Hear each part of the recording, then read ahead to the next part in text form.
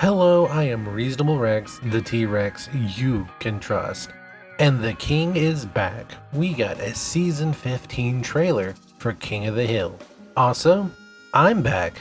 Where have I been? Well, let's just say it can be pretty rough working a full-time job while trying to do other things like content creation, streaming, as well as taking care of my family at the same time. I'm sorry for my absence, and I'm going to try and work harder to put out videos. Anyway, that's not the point of this. We're here to talk about King of the Hill and its new trailer. I love King of the Hill. I've done videos on it in the past.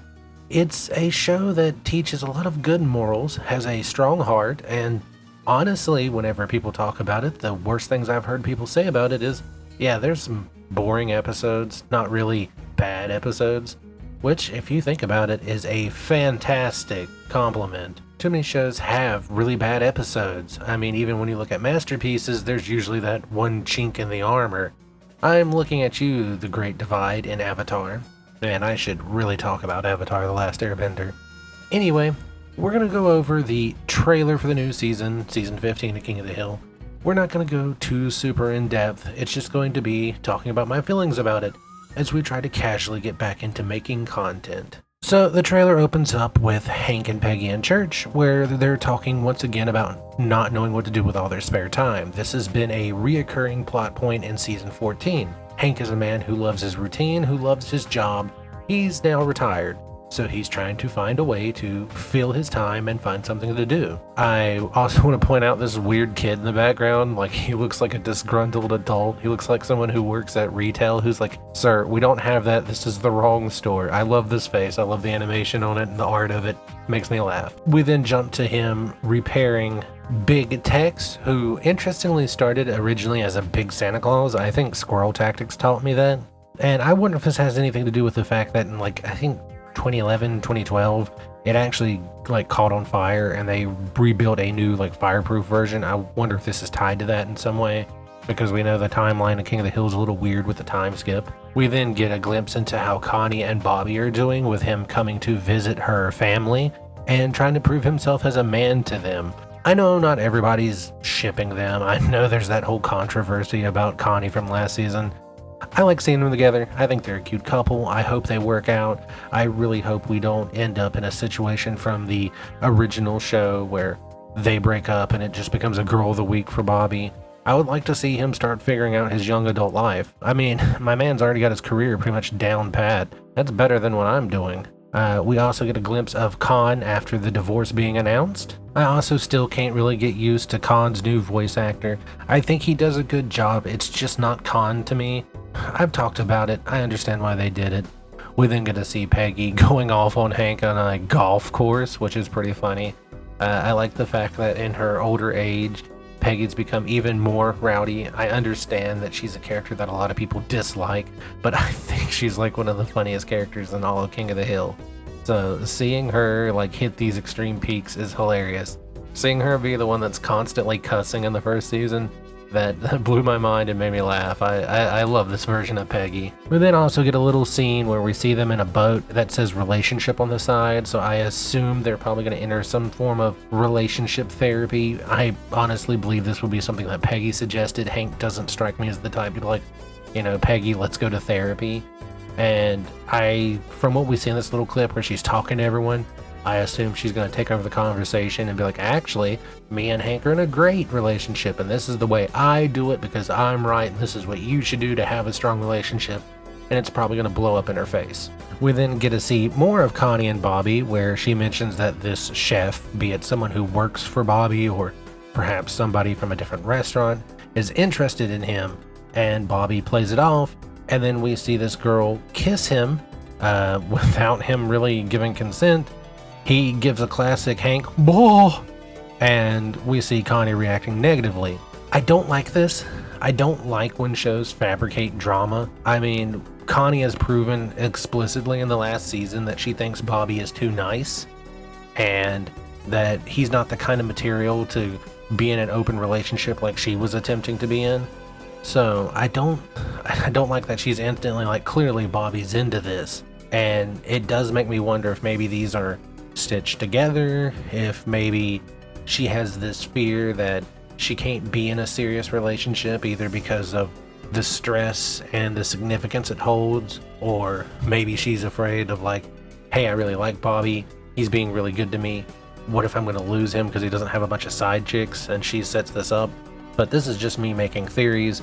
This could just be the horribly written trope of character has something done to them that they don't consent to, that everyone around them takes it the wrong way, doesn't give them a chance to explain, and blows up for drama. This is like soap opera level stuff, and something I'm not a fan of. Maybe it'll have some more depth. We'll have to see when the season comes out, but I'm really not looking forward to this plot point. And I'd like to bring up Connie. You try to hook him up with somebody, and she offered to sleep with him, and he turned her down because he wanted something serious. I know she talked to you about that. You two are like friends or roommates. You know he's not the kind of guy to do this. We then see Hank and Peggy get a phone call from Bobby saying, hey, I'm in jail, I need money. And then later we see them rush over to Nancy while they're showing a video of him in a pool. I'm pretty sure this is going to be an entire plot point off AI generated videos. There are lots of scams where elderly and older people are given calls by what they believe to be their child's voice saying, hey, I'm in trouble.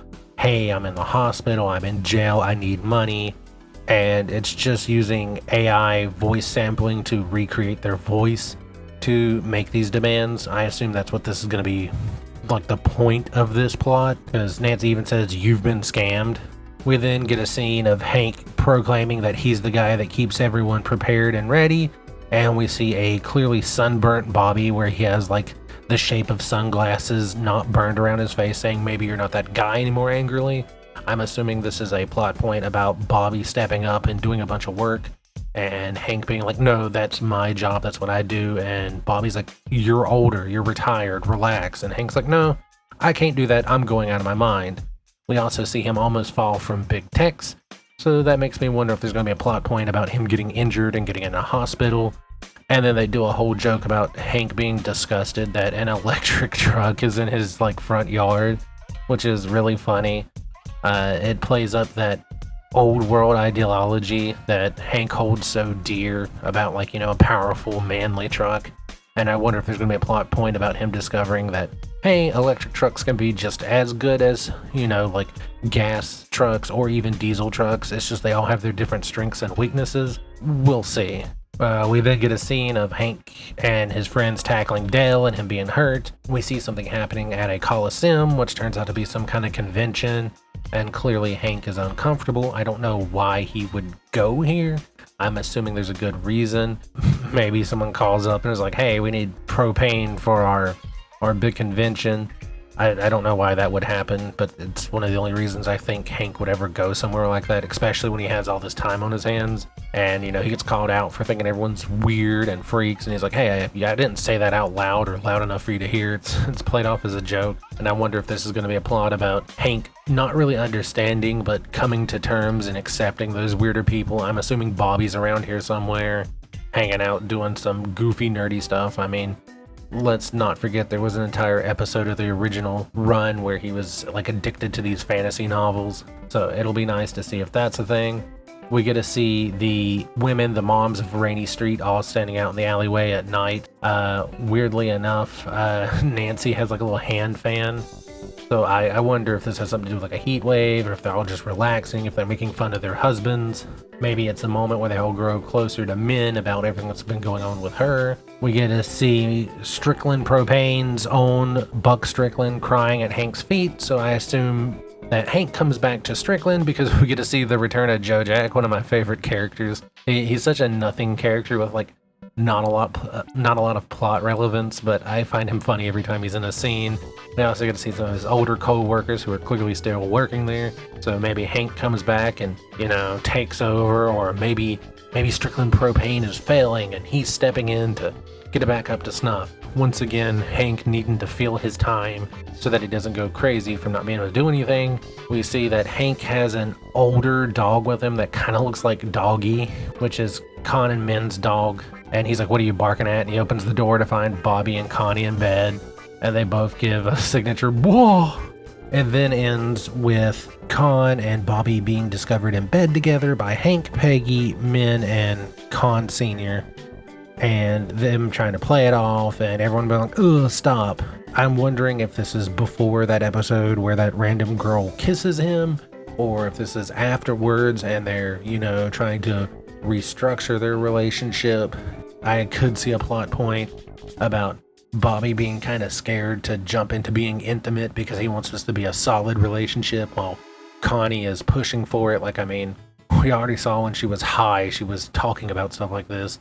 She expects this as a more casual interaction in a relationship, and he has to push himself to commit. But well, yeah, of course I'll be intimate with you, like you're my girlfriend.